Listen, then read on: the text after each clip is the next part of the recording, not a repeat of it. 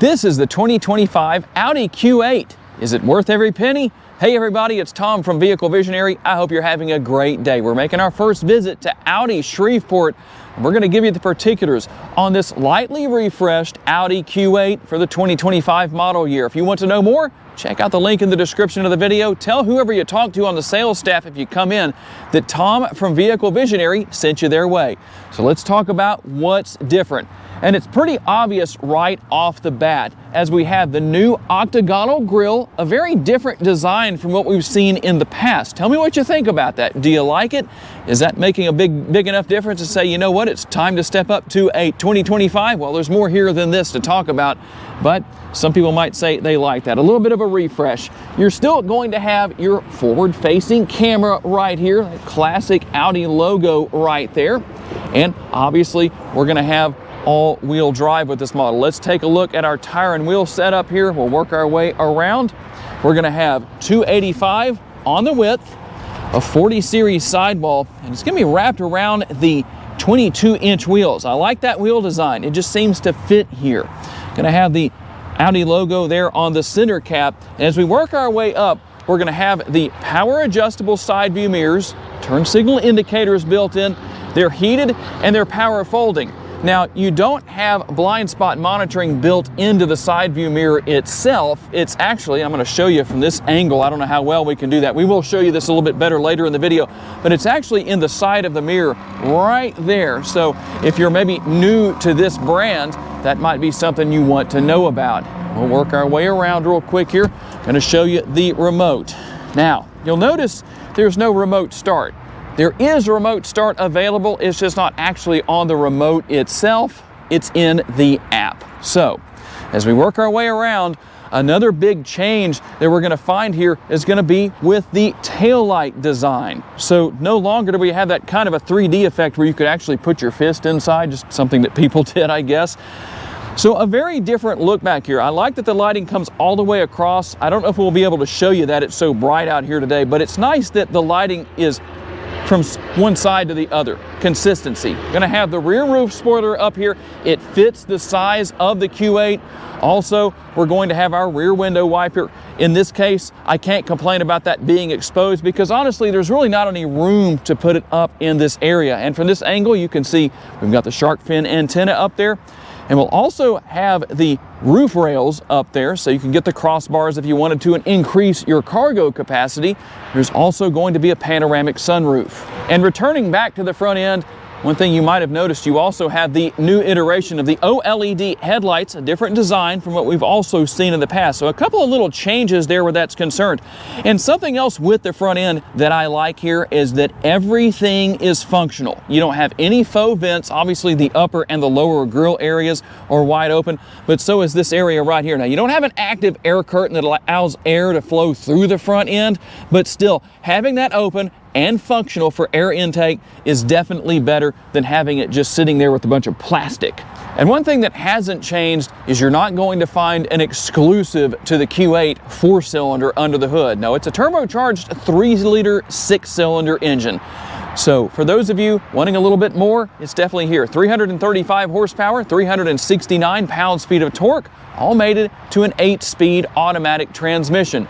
And how about those MPGs? Well, we'll not only tell you what they are, we'll show you what they are. So here's what we have. We're going to have 17 city, 23 highway, 19 combined, and 5.3 gallons of gas per every 100 miles driven. But we're not finished yet. I'm going to try and get that in there in a timely manner. For those of you watching me for the first time, you don't usually hear about this information, which is the gas tank size. You do have a gas cap as opposed to capless fuel fill, and when you fill up, you have a potential of 22.5 gallons. And coming back to the side view mirrors, I did want to show you that one thing that I didn't earlier, which is the fact that they are power folding. If you're interested in the utility capabilities, you can tow up to 7,700 pounds. There is an available hitch receiver, as you can see right here. That's going to help you out with that quite a bit. And we're going to have our power tailgate set up here. I'm going to let Austin show you around inside there so I can give you the information on cargo capacity, as there is quite a bit. By the way, that cargo cover that you see back there is removable. We're looking at 30.5 up to 60.7 cubic feet worth of cargo capacity. And some of the best news, there is a spare tire underneath the floor right here. Kind of hard to show you. We've got some things on top of that. We're not going to worry about moving that right now. But one thing that I do like here that's a little bit different, I like things that are unique compared to other vehicles, is the design of your lighting back here, your LED cargo lighting. It's not just a typical little light back there. I'm glad that it's not something other than LED, because it has a modern look to it this way, and it's definitely going to do a better job of lighting the interior. We also have our seats folded flat right there. The one thing about that to know is that the release to fold those seats flat, in fact, I'm going to do this real quick, is on the side of the seats. Now, there is one other way, and by the way, to put these back up, you have to use that release I was telling you about, but there's also a pass-through right here. I know this seat's down right there, but I can't put that up from over here. But if you need a pass-through, you can put this seat down, this middle seat back down, and create that pass-through and still have a couple of seats back here for your passengers. Let's talk about what your rear seat passengers are going to find. And there is a ridiculous amount of room back here. I have so much space, and I know that depends on where the front seats are set. But one thing to keep in mind, that's why you have these little indentions right here. That actually is supposed to help with leg space. If the seats were further back, there's still some space there for leg room. Kind of interesting. As far as the door panel goes, we're going to have nice large armrests, plenty of space there, and a nice large door bin, kind of door bin slash bottle holder. But I also like what we have with the switches on there. So there's a couple of different things you can do. You can raise and lower the windows, or you can also raise and lower the shade, as you can see right there. And the good thing is that all I have to do is just touch that button one time to raise or lower that, and then we're good to go. You don't have to hold it down. So it's basically one touch down, one touch up, just like the windows. In fact, let's do that here just so that you can see. And then I will go ahead and lower the windows. You can see, there we go, one touch down. Now that's as far as it goes. I know a lot of people like to know about that. So it doesn't go all the way down, but it is still one touch. So at least you have that as an advantage. And again, let's see if I can get that to work. There we go. Push the right button. We're good. And fold down armrest right here.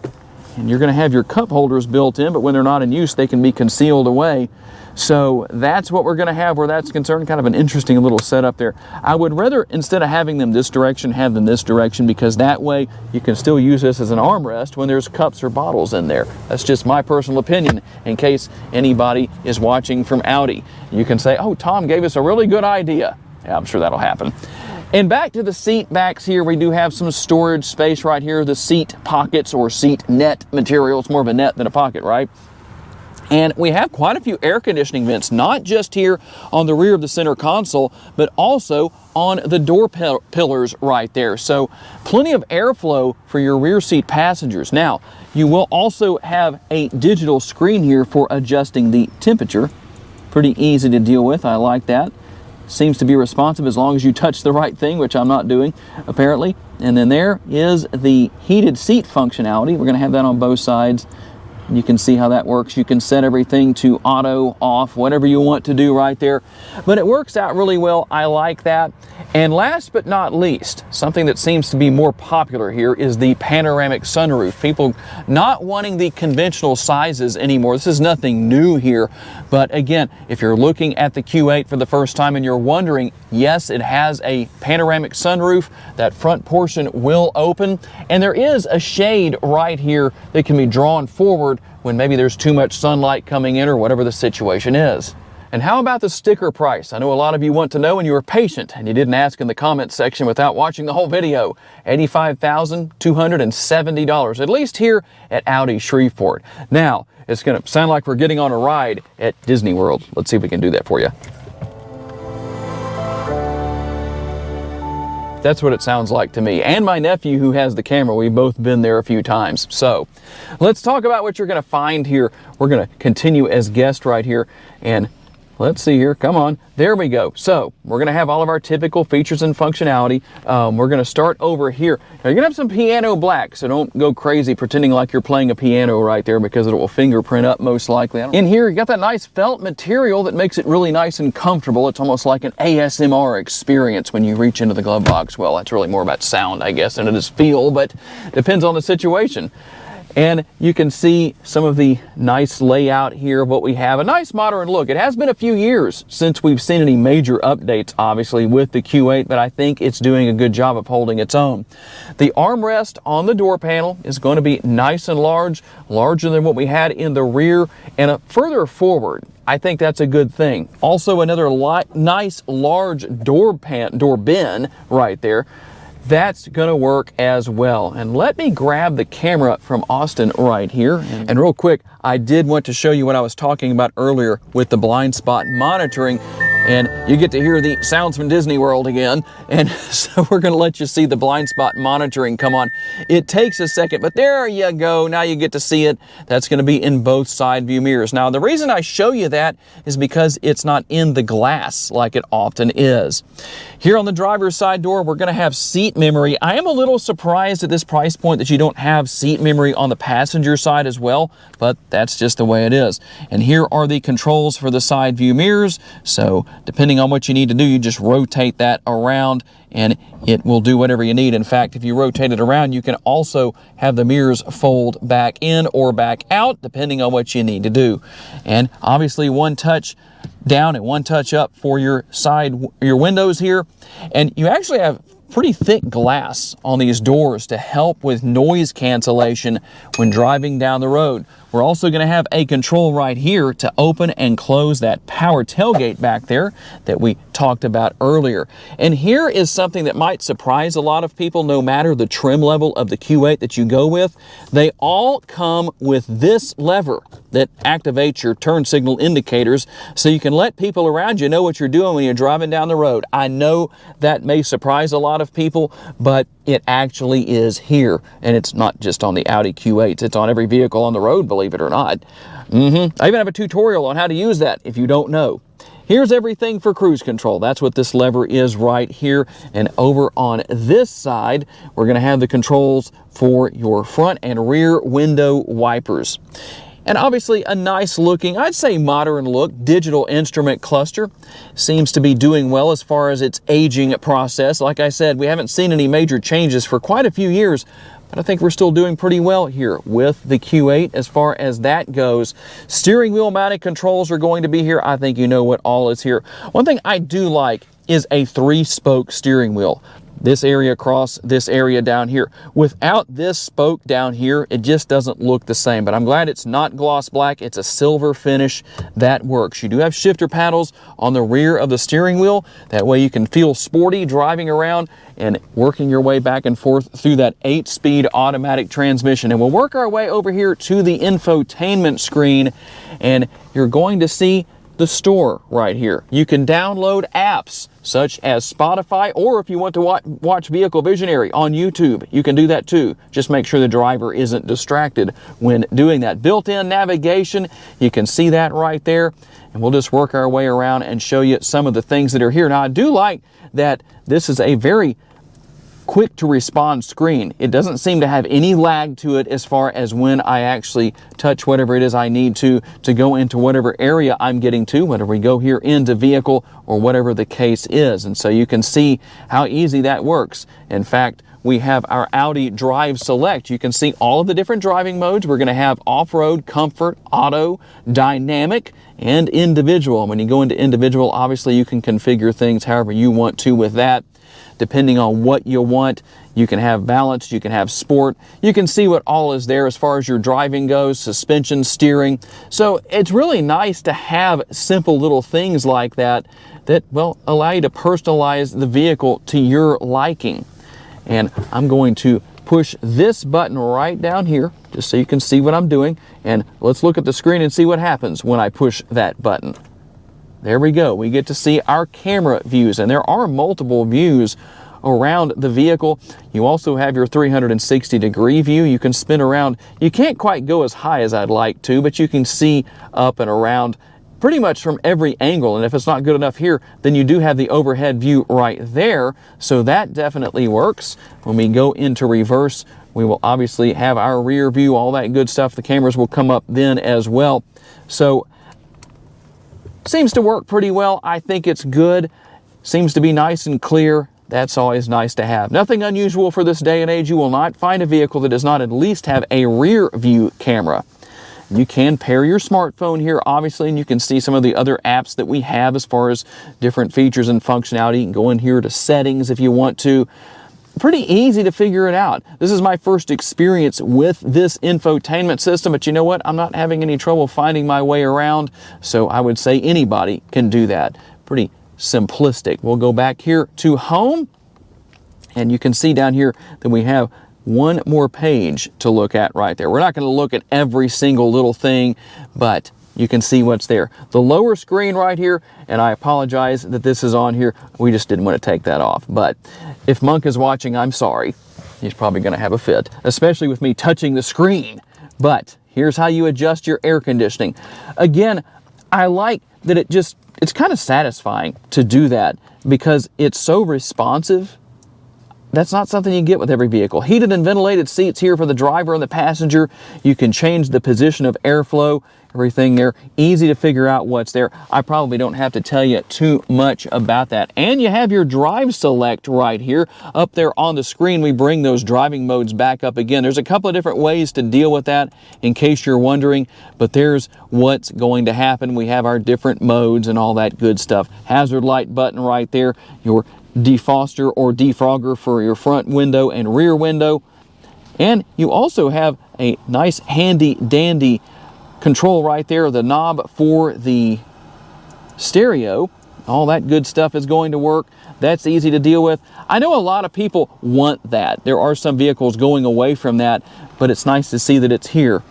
Start stop button for the engine, and when I say start stop, well, it's not like the auto start stop. I mean to turn the engine on and off. And I like the design of the shifter right here because of how it fits so nicely in the palm of my hand. There is a button over here on the left hand side.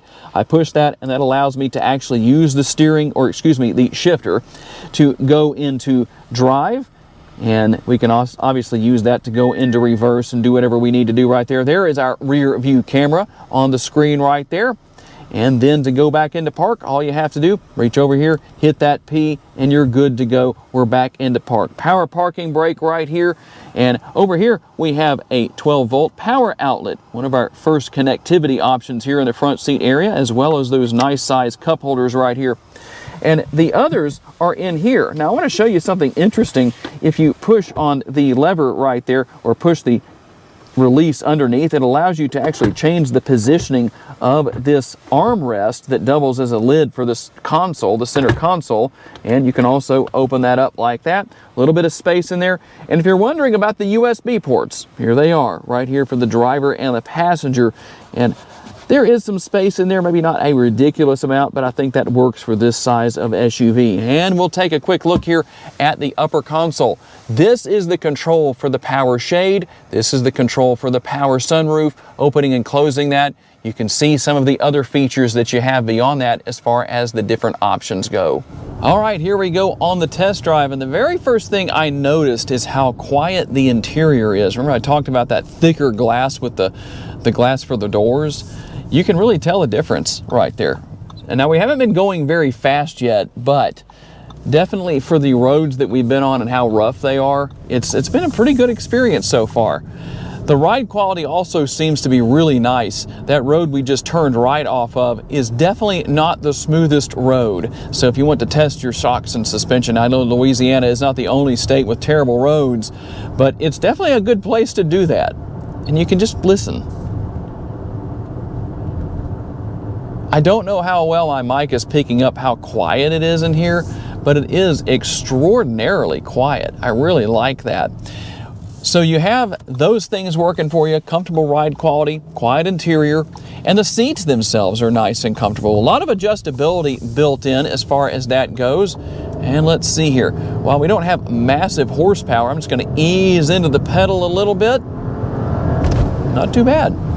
Actually, not too bad at all, and I'm just in normal mode, so I haven't done any kind of configuration or anything to try and go a little quicker. I don't think I really need to do that in this particular case, but obviously you have those different driving modes depending on what it is you want to experience.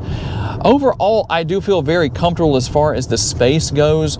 You can raise and lower the driver and passenger seats. Both seats, as I mentioned earlier, not only are power adjustable, they're heated and ventilated. And one thing I did need to mention that I forgot to mention earlier is the fact that you have lumbar support on the driver's side and the passenger side. Again, when you consider price point here, well, that kind of thing should be there. And obviously it is easy to see out of. That's always useful, not having any trouble where that kind of thing is concerned. Everything's easy to get to. I do have to say, while I like the setup here with this lower screen and the way that that works and how it's so quick to respond to the touch of your finger, I do wish that there were physical controls for the air conditioning. That's something we're seeing a lot more of in this day and age, but just one of those things. It's the way that it goes. So I think once you get used to it, probably not too big of a deal, but I'm curious to know what people think about that down in the comments section. All right, now we can get up to speed a little bit and see how things sound at a higher speed compared to what we've done so far. So we're gonna get down here around the corner right here, this little curve, and then we'll get up to a little bit more speed than we've done so far. Let's see how it sounds.